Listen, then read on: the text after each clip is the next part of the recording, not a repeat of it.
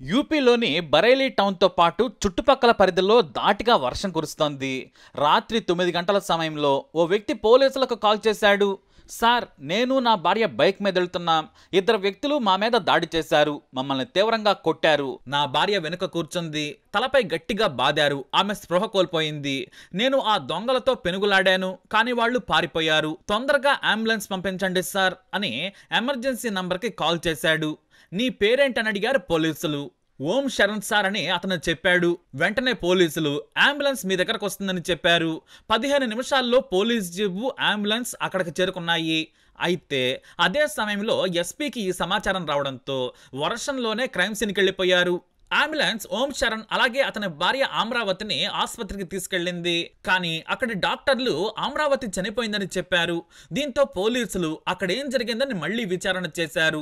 Same మళ్ళీ repeated గా చెప్పిందే చెప్పాడు ఓం శరణ్. 6 తులాల బంగారం లాక్కెళ్లిపోయారు. నా గాయాలు చూడండి పోలీసులకు చూపించాడు. పోలీస్ లాంగ్వేజ్ లో ఓ వ్యక్తి బట్టి పట్టినట్లు చెప్పిందే చెబుతున్నాడంటే ఖచ్చితంగా అది అబద్ధమై ఉంటుంది. మోసగాళ్లు కూడా ఇదే పదే పదే ఒకే విషయం చెప్పి పోలీసులను తప్పుదారి పట్టిస్తుంటారు. కాబట్టి ఇక్కడ పోలీసులకు శరణ్ మీద అనుమానం కలిగింది.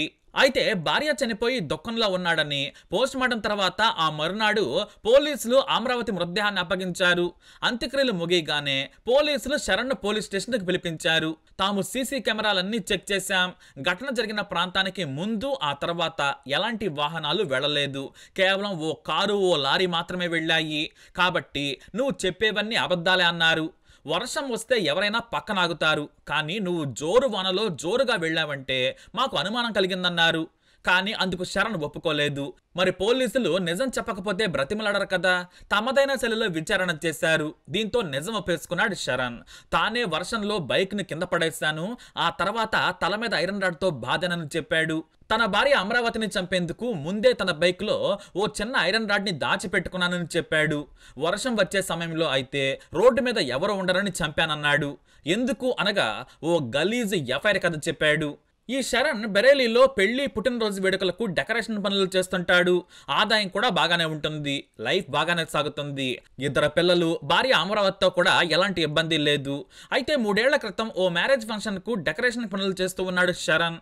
ఆ సమయంలోనే పెళ్లి కూతురుకు మేకప్ వేసేందుకు వచ్చింది మన్నత్. అక్కడ వారి పరిచయం పెరిగింది. మన్నత్ ఓ బ్యూటీ పార్లర్ కూడా రన్ చేస్తూ ఉంటుంది. భర్తతో గొడవలయ్యాయి. 2 ఏళ్లుగా 2 పిల్లలతో ఒంటరిగా జీవిస్తోంది. అంతేకాదు వేడుకల్లో మేకప్ ఆర్టిస్ట్ గా ఆమెకు అవకాశాలు కూడా కల్పించాడు. అలా వారి సాన్నిహిత్యం కాస్త అక్రమ బంధానికి దారితీసింది. ఇక ఒంటరి మహిళ కావడంతో ఎప్పుడు కావాలంటే అప్పుడు ఆమె ఇంటికి వెళ్ళిపోయేవాడు. మంచి భార్య మంచి పిల్లలు ఉన్నా కూడా ఆమెతో ఆ బంధాన్ని కొనసాగిస్తూ వచ్చాడు. అయితే మన్నత్ కు తన భార్య గురించి గొప్పగా చెప్పేవాడు శరణ్. అమరావతి చాలా మంచిది, నన్ను ప్రేమగా చూసుకుంటోంది, ఆమెను నేను ప్రేమించి పెళ్లి చేసుకున్నాను, నా పిల్లలను కూడా బాగా చూసుకుంటుందని చెప్పేవాడు. దీంతో ఆమెకు అమరావతి మీద అసూయ పెరిగింది. మెల్లిగా తన ప్రియుడు శరణ్ ను తన ఇంటికి రావద్దని చెప్పడం మొదలు పెట్టింది.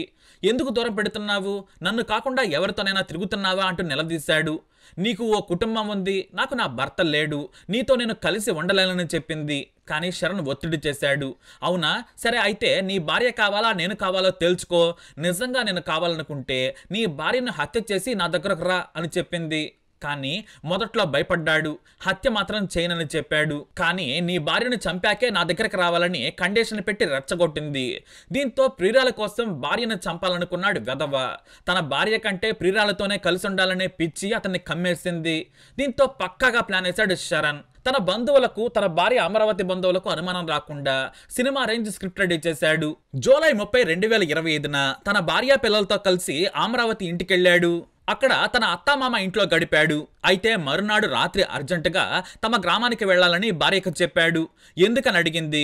అక్కడ నాకు బర్త్డే డెకరేషన్ వర్క్ వచ్చింది, వెళ్తే 25,000 పని దొరుకుతుంది, చాలా పెద్దదని చెప్పాడు.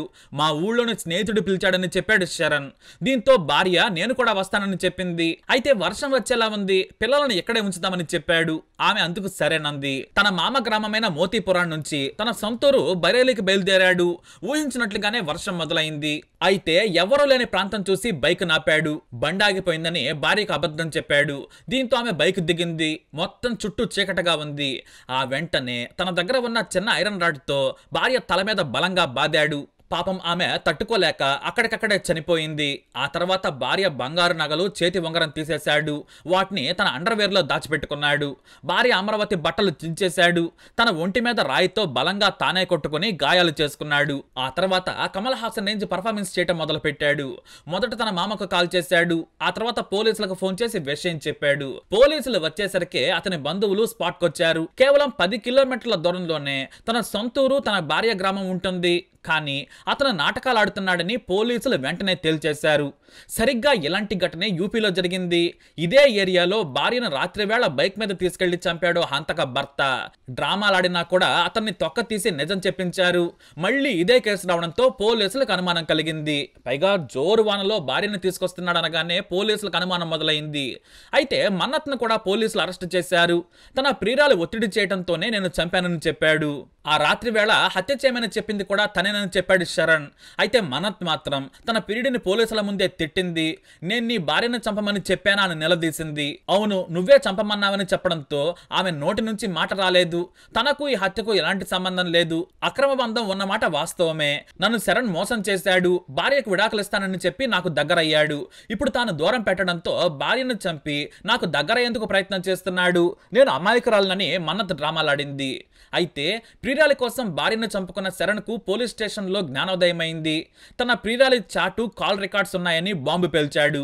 దీంతో మన్నత్ కూడా ఇక ప్రియుడితో పాటు శిక్షణ అనుభవించాల్సిందే. అయితే అసలు ఆమెకు తోడుగా ఎవరూ లేరు. మన్నత్ జైలుకెళ్లడంతో ఆమె పిల్లలు ప్రస్తుతం ఆమె స్నేహితురాలి దగ్గర, అంటే ఆ ఇంటి పక్కనే ఉన్నారు. మరోవైపు తన పిల్లలకు తల్లిని దూరం చేశాడు నీచుడు. అలా ఇది ఓ నేరంతో ముగిసింది. తన భార్య మంచితనాన్ని గుర్తు చేసుకుని పశ్చాత్తాపడ్డాడు శరణ్. కానీ ఇప్పుడు ఉపయోగం లేదు. తన ఇద్దరు పిల్లల దృష్టిలో విలన్ అయ్యాడు. ఇటు మన్నత్ పిల్లలు కూడా అనాథలయ్యారు. అయితే ఆమె మొదటి భర్తను పిలిచిన పోలీసులు విచారించారు. పిల్లలను తన దగ్గర ఉంచుకోవాలని పోలీసులు కోరగా అతను అంగీకరించాడు. అలా ఈ బంధం కథ ముగిసింది. మరి వీరికి ఎలాంటి శిక్ష వేయాలి? మీ అభిప్రాయాన్ని కామెంట్ ద్వారా తెలియజేయండి. ఈ వీడియో అప్డేట్స్ కోసం మా ఛానల్ ఫాలో అవ్వండి. అలాగే తప్పకుండా సబ్స్క్రైబ్ చేసుకోండి.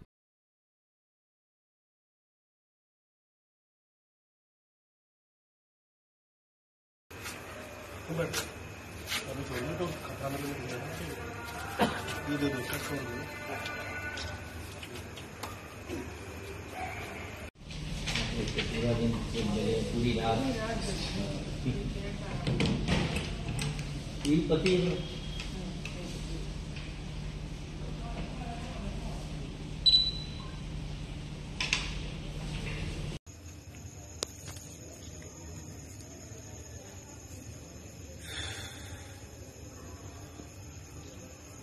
चले अब तो यहाँ पे रह गया, तो क्या रह गया।